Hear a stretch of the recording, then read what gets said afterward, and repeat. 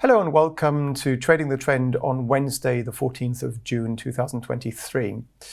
Last week we went short Brent crude oil and we did so at $76.70. And when I show you the daily chart here, you can see that we did that on last Wednesday and had a downside target at $72, which got hit. So that's a very nice profitable trade. Short at $76.70 and then out at $72, just above the May low here, and that trade is now cashed in.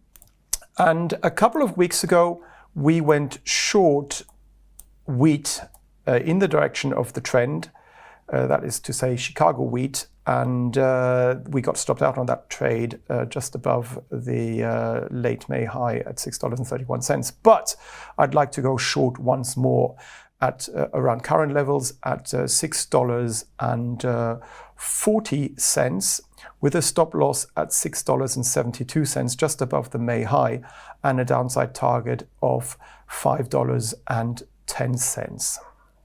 So today's Trading the Trend is to go short Chicago wheat at $6.40 with a stop loss at $6.72 and a downside target at $5.10.